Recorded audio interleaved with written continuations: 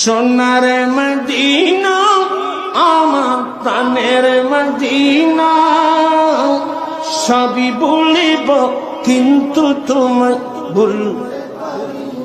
আল্লাহ রাব্বুল আলামিন কাবা শরীফে 120টি রহমত নাযিল করেন, আর স্বয়ং রাহমাতুল লিল আলামিন যাকে আল্লাহ রাব্বুল আলামিন সারা বিশ্বের জন্য যত জগৎ আছে সমস্ত জগতের জন্য আল্লাহ রাব্বুল আলামিন রাহমাতুল লিল আলামিন করে পাঠিয়েছেন।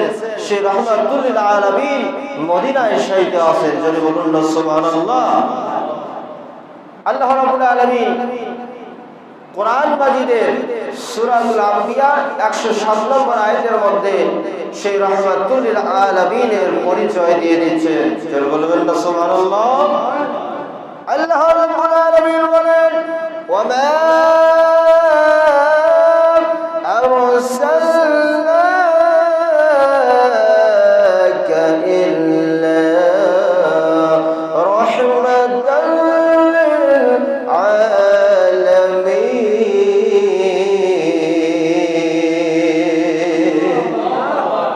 যদি বলেন আল্লাহু আকবার। আল্লাহ রাব্বুল আলামিন বলেন, হে আমার হাবিব ও আমার রাসূল, আমি রব্বুল আলামিন আপনাকে সমস্ত জগতের জন্য রহমত স্বরূপ আমি দুনিয়ায় পাঠাইলাম। আল্লাহু আকবার। আমার নবীকে রাহমাতুল লিল আলামিন করে পাঠিয়েছেন।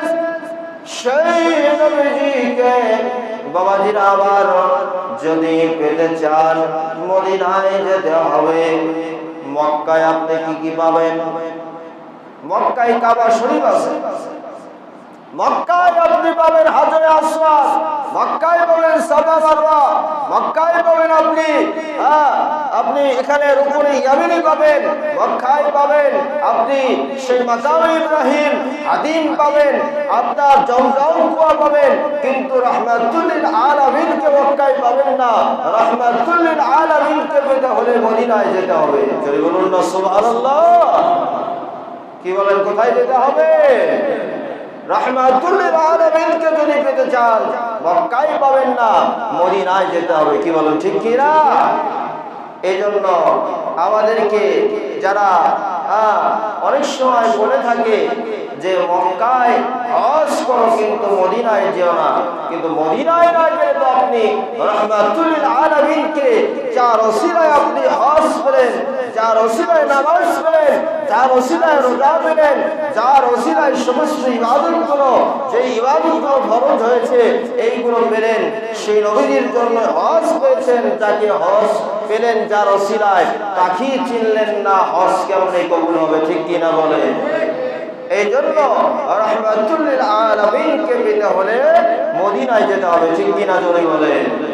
এই জন্য কবি বলেছেন, কবি বলেন, ছেড়ে দে নৌকা বাজি যাব মদিনা। তোর বলুন না সুবহানাল্লাহ। ছেড়ে দে নৌকা বাজি যাব মদিনা, দে দে পাল তুলে দে বাজি হেলা করিস না, দে দে পাল তুলে দে বাজি হেলা করিস না, ছেড়ে দে নৌকা বাজি যাব মদিনা। বলেন না, ছেড়ে দে নৌকা বাজি যাব মদিনা। আল্লাহু আকবার বলে। মদিনায় বাবাজিরা না গেলে রাহমাতুল লিল আলামিনকে পাবেন না। মক্কায় এগুলো পেতে পারেন, কিন্তু আমার নবীজিকে যদি পেতে চান, রাহমাতুল লিল আলামিনকে যদি পেতে চান, আপনাকে আমাকে মদিনায় যেতে হবে। ঠিক কিনা বলে? যদি বলেন না ঠিক কিনা? মদিনায় যেতে হবে। এইটা কেন মুখের কথা নয়, কোরআন মাজিদ থেকে শুনে নেন। 4 নম্বর সূরা কোরআন মাজিদের 4 নম্বর সূরা সূরাতুন নিসা 64 নম্বর আয়াতের মধ্যে আল্লাহ রাব্বুল আলামিন ইরশাদ করেন, ওয়ালাউ আন্নাহুম যালামু আনফুসাহুম জাউকা ফাস্তাগফিরু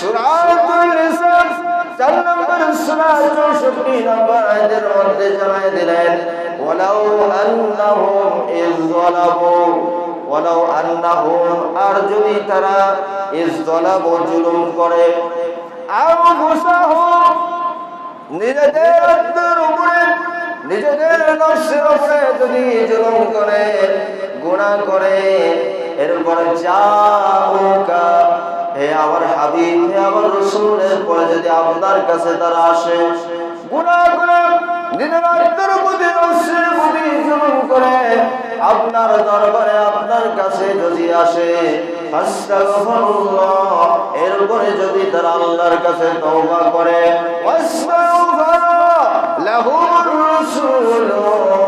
আর যদি আমার হাবিব আপনি যদি তাদের জন্য আমি আল্লাহর কাছে তাদের জন্য যদি মাফসান লাওয়াজাদুল্লাহ তাওয়াবার রহিমা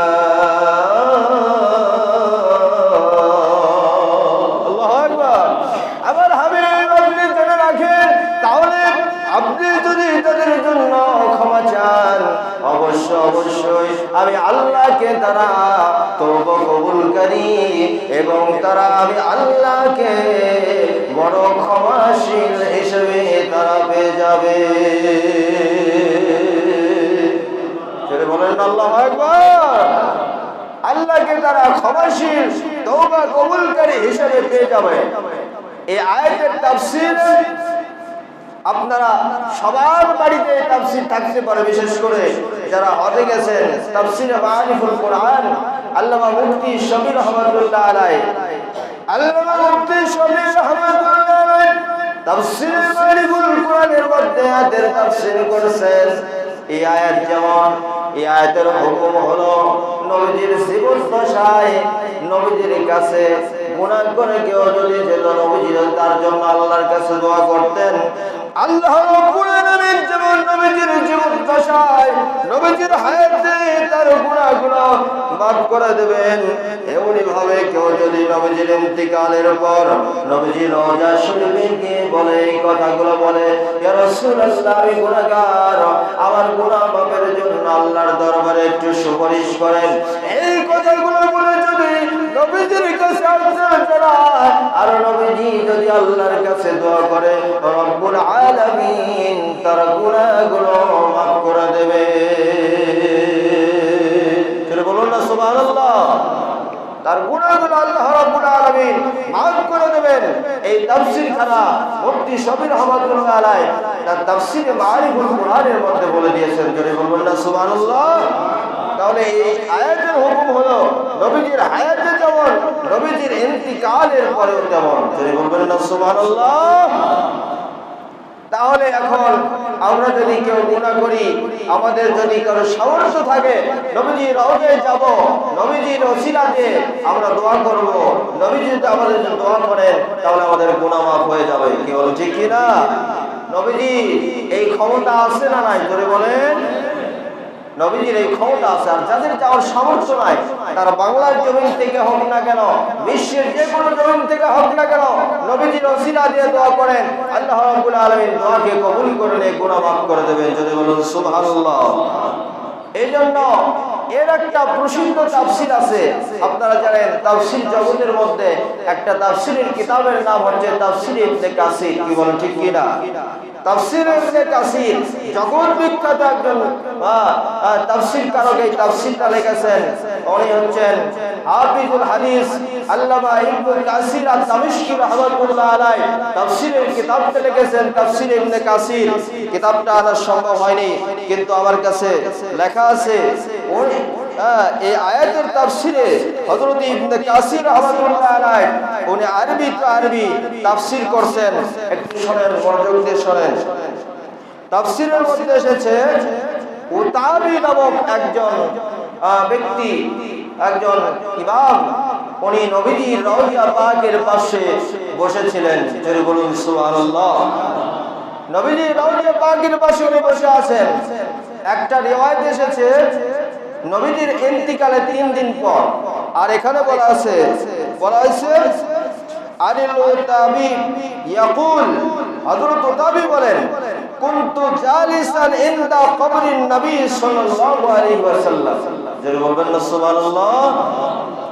হযরত তাবি বলেন আমি নবীজির রওজার পাশে আমি বসা ছিলাম। কুনতু জালিসান, আমি বসা ছিলাম। কোথায় বসা ছিলেন? দা কবরিন নবী সাল্লাল্লাহু আলাইহি ওয়াসাল্লাম, নবীজির রওজা পাকের পাশে উনি বসা ছিলেন।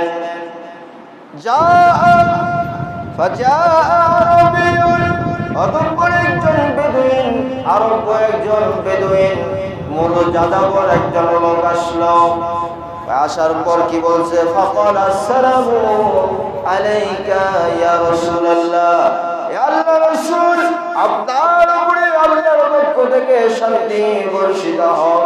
এই কথা বলার পর এবার উনি বলতেছেন সামিউল্লাহ ইয়াকুল, আমি আল্লাহ রাব্বুল আলামিনকে বলতে শুনেছি। ওই আরবি বেদুইন লোকটা বলছে আমি আল্লাহ পাককে বলতে শুনেছি। উনি এই বলে সূরা নিসার 64 নম্বর আয়াতটা তেলাওয়াত করলেন। তেলাওয়াত করার পর ওই ব্যক্তি এইবার বলছে, কি বলতেছে? ওয়াকাদ জিতুকা, আমার রাসূল, আমার নবীজি, ওয়াকাদ জিতুকা, আর আমি অবশ্যই আপনার কাছে এসেছি। আমার আসার একটা উদ্দেশ্য হলো মুস্তাগফিরান লিযুনুবি, আপনি আমার গুনাহ মাফের জন্য আপনি দোয়া করবেন। মুস্তাশফিয়ান বিকা ইলা রাব্বি, আর আপনি আমার গুনাহ মাফের জন্য আল্লাহ রাব্বুল আলামিনের দরবারে আপনি সুপারিশ করবেন। এই কথা উনি বললেন। বাবাজিরা আমার, ওই বেদুইনটা বললেন। এরপরে 2 লাইন আরবিতে উনি কবিতা আবৃত্তি করলেন। বলবেন না সুবহানাল্লাহ। 2 লাইন আরবিতে কবিতা আবৃত্তি করলেন। কবিতা হলো ইয়া খায়রাত বাল তুফিরাত বিল খাই আযামু ফাতাবা মিন তিরিহিনাল খাউ ওয়াল কামু নাফসুল ফিদা লিকবরিনা তাসাকিনুহু ফিহি লাফাফু ওয়া ফিহিল জুদু ওয়াল কারাম। আল্লাহু আকবার বলে। কত কবিতা না আমরা বলি। দেখেন আরো একজন বেদুইন নবীর সামনে কবিতা বলতেছে।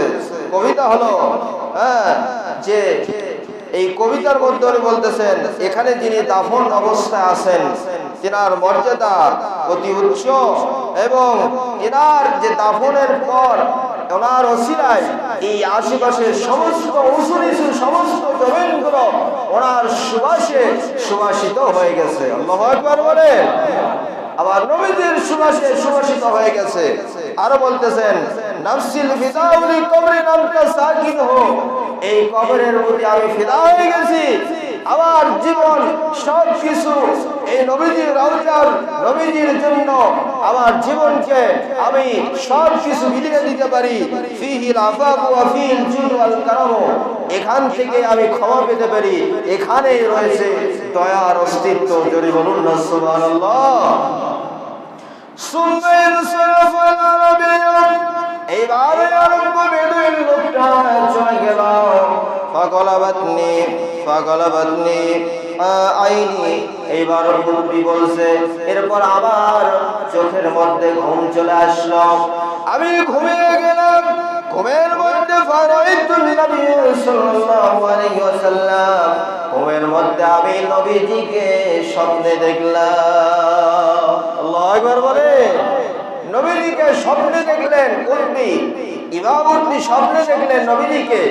স্বপ্নের মধ্যে নবীজি বলেছেন ফিন্নাউমি ইয়াকুলু, নবীজি স্বপ্নের মধ্যে তাকে বলেছেন ইয়া উতুবিল হক আল আরবি, এ উতবি তুমি আরব বেদুইন আমার ওই আশিকের কাছে তুমি চলে যাও। আল্লাহু আকবার বলেন। আবাশশারাহু আন্নাল্লাহু ক্বাদ গুফিরা লাহু,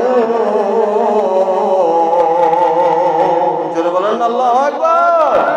আল্লাহ রাব্বুল আলামিন তাকে ও আমার আরব বেদুইন ব্যক্তি যে আমার রওজার পাশে এসে কাটাকাটি করলো, আবার আসে আমার উম্মত উদ্দি তুমি যাও যে তাকে বলে দাও ওই আরব বেদুইনকে রব্বুল আলামিন মাফ করে দিয়ে জান্নাতি বানায় দিয়েছে।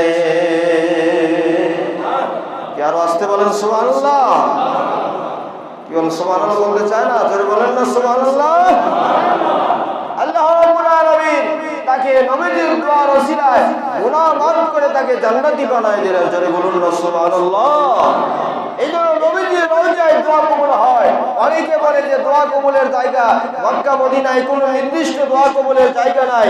অনেক সহিহ হাদিস থেকে প্রমাণ আছে যেগুলো ইমাম বুখারী রাহমাতুল্লাহ আলাইহি তারিখুল কাবীরের মধ্যে আপনার এই পরে হযরত ইমাম আসাকি রাহমাতুল্লাহ আলাইহি তার কিতাবের মধ্যে বাইহাকি তার দাওয়াইউল নবুওয়াত কিতাবের মধ্যে উনি বলেছেন যে নবীজির রওজায় দোয়া কবুল হয়। যদি বলুন না সুবহানাল্লাহ। সহিহ হাদিস দ্বারা প্রমাণ।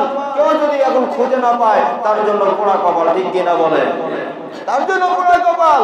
সে তো নবীজির রওজায় দোয়া কবুল হয় খুঁজে পায় না। মক্কায় নির্দিষ্ট কোনো জায়গা নাই, দোয়া কবুল হয় না, খুঁজে পায় না। অথচ বদরের ময়দান মদিনায় যেখানে নবীজি হাত তুলে বদরের যুদ্ধের দিন দোয়া করেছিলেন, আল্লাহ রাব্বুল আলামিন তার দোয়াকে কবুল করে নিয়ে 5000 ফেরেশতা আল্লাহ রাব্বুল আলামিন বদরে নাজিল করেছিলেন। আল্লাহু আকবার বলে। কি বলেন? দোয়া কবুল হয় না? হয় না? দোয়া কবুল হয়। এই জন্য মদিনায় যাবেন, মদিনায় যাওয়ার চেষ্টা করবেন যে মদিনায় আমার নবীজি শায়িত আছেন। ওই জায়গার মর্যাদা, এমন মর্যাদা কিতাবের মধ্যে আরবি মাযহাবের একটা প্রসিদ্ধ কিতাব দুরুল মুখতার দ্বিতীয় খণ্ড 689 পৃষ্ঠার মধ্যে লেখা হচ্ছে। উনি বলতেছেন অতএব দুরুল মুখতারের মধ্যে বলা হচ্ছে ফাইনাহু আফদালুল হাত্তা মিনাল কাবাতা ওয়ালা রুশি ওয়াল কুরসি রাহুল দুরুল মুখতার। জয় বলুন সুবহানাল্লাহ।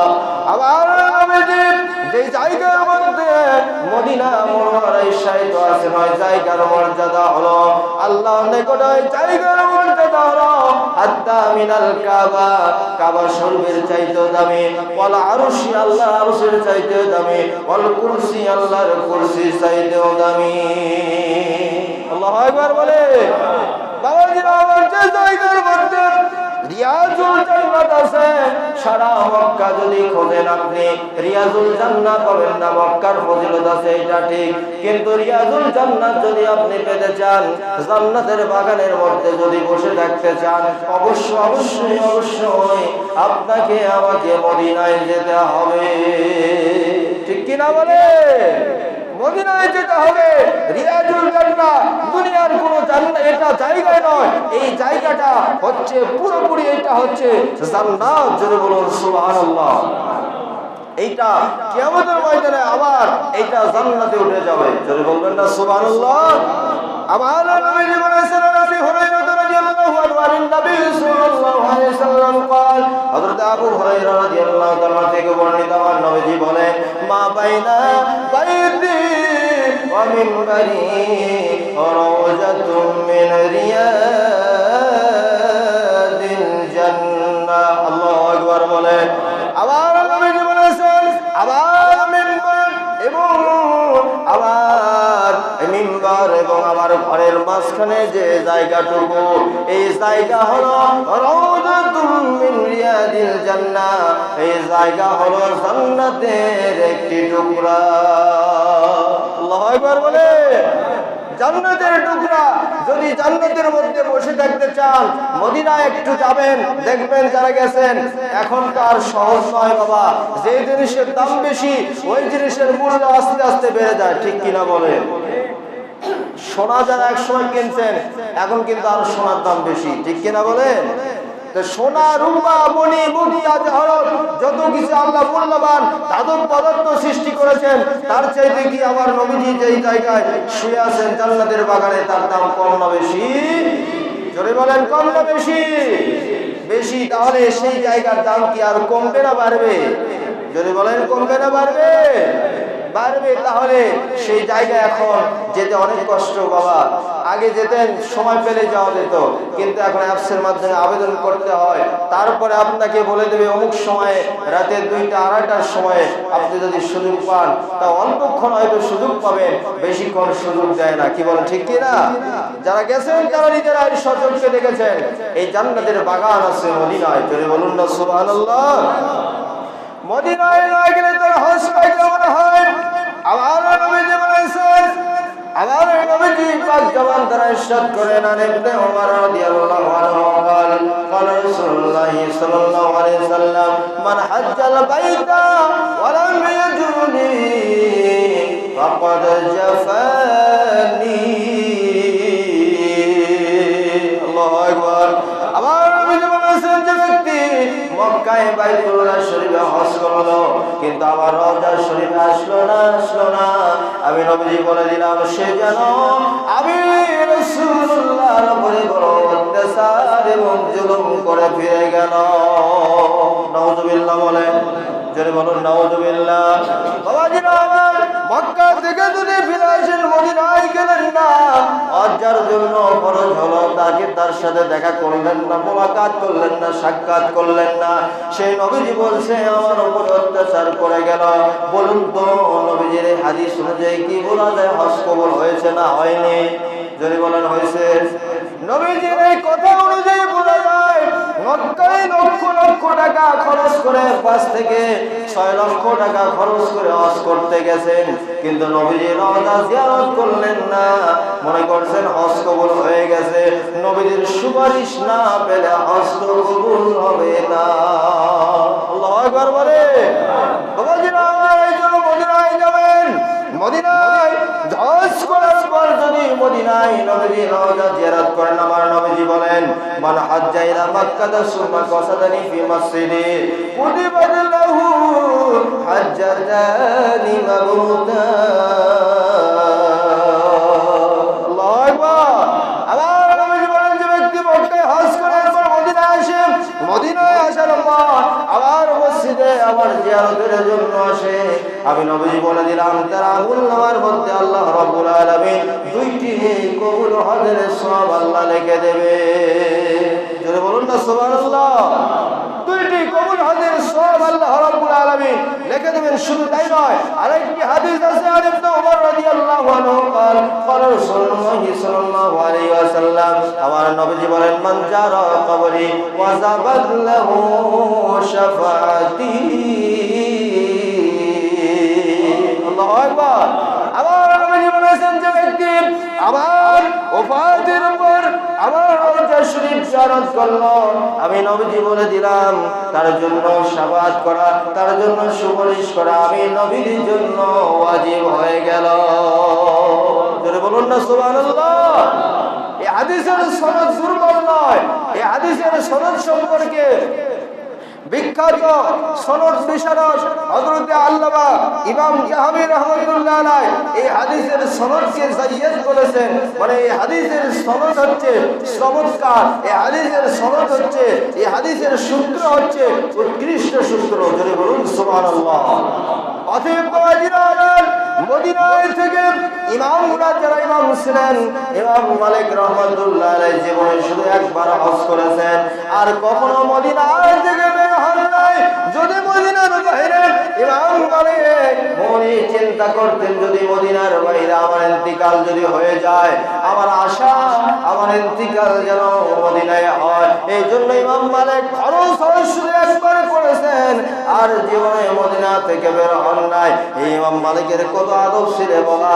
বাবাজি আমার মদিনার জমিনে জুতা পায়ে হাঁটতে না, উনি বলেছেন আল্লাহ রাব্বুল আলামিন যদি আমাকে ক্ষমতা দান করত, আমি ইমাম মালিক মদিনার জমিনের মধ্যে আমি জুতা পায়ে না দিয়ে পায়ে না হেঁটে, আল্লাহ রাব্বুল আলামিন যদি আমাকে তৌফিক দিত, ক্ষমতা দান করত, আমি ইমাম মালিক পা দ্বারা না চলাফেরা করে, আমি ইমাম মালিক মাথা দ্বারা মদিনার জমিনে চলাফেরা করতাম।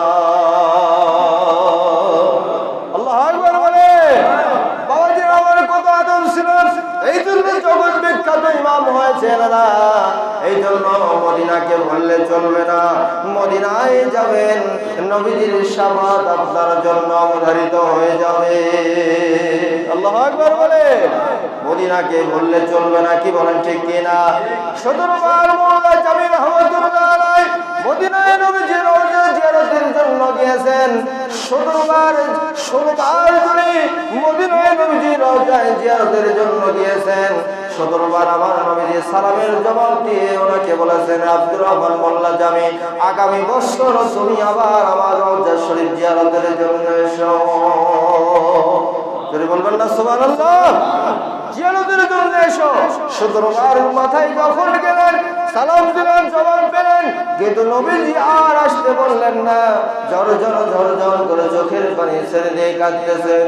ওনার সাথে আরো সাথীরা গেছে, ওনারা বলতেছেন, হুজুর এতবার আসলেন, কাঁদতে দেখি নাই, এইবার কেন আপনি কাঁদছেন, কারণটা কি? বলে, বাবা 17 বার আমি আজ করে মদিনায় নবীজির রওজা জিয়ারত করেছি, নবীজি আমাকে আসতে বলেছে, কিন্তু এইবার 17 বারের মাথায় যখন আসলাম, আমার নবীজি আমার সালামের উত্তর দিল, কিন্তু সামনেবার আসার জন্য আর বলল না।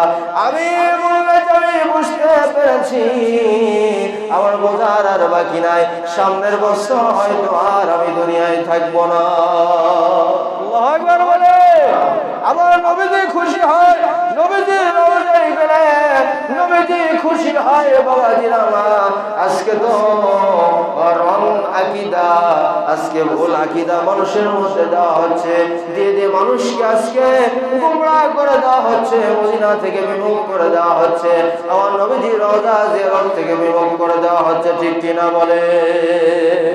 এদের কথা শুনলে চলবে না। আবার রব্বুল আলামিন নবীজিকে মুমিনের জানের চাইতে প্রিয় বলেছেন। ঈমানদারদের কাছে নবীজি হলো তাদের জীবনের চাইতে প্রিয়, ঠিক কিনা বলে?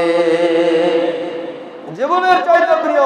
সূরা আহজাব 6 নম্বর আয়াত খুলে দেখেন, আন-নাবিয়্যু আওলা বিল মুমিনিনা মিন আনফুসিহিম ওয়া আজওয়াজুহু উম্মাহাতুহুম।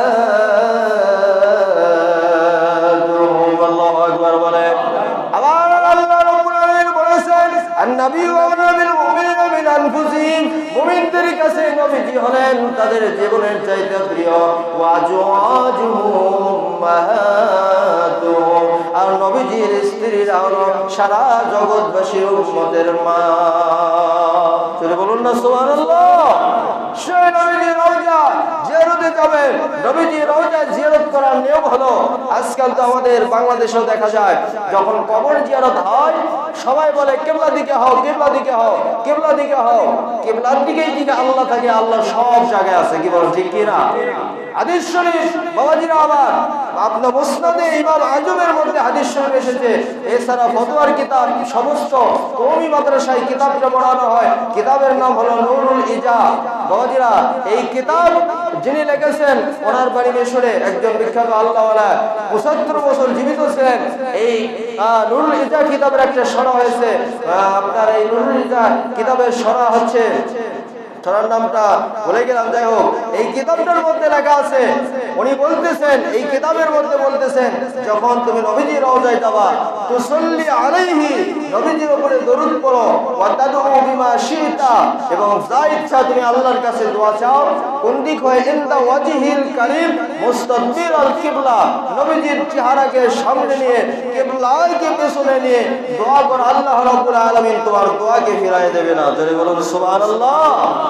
এই জন্য যেহেতু নবীজির কবর, নবীজির রওজা জিয়ারতের এই নিয়ম, সমস্ত কবর জিয়ারত করতে কবরের দিকে মুখ করে জিয়ারত করা, এটা কিতাব দ্বারা, এইটা হাদিস দ্বারা প্রমাণিত। জোরে বলুন সুবহানাল্লাহ। এই জন্য আপনারা এই আমলগুলো করার চেষ্টা করবেন। আল্লাহ রাব্বুল আলামিন আমাকে যেন এবং আপনাদের সবাইকে এই আমলগুলো করার তৌফিক দান করেন। সকলে বলুন আমিন।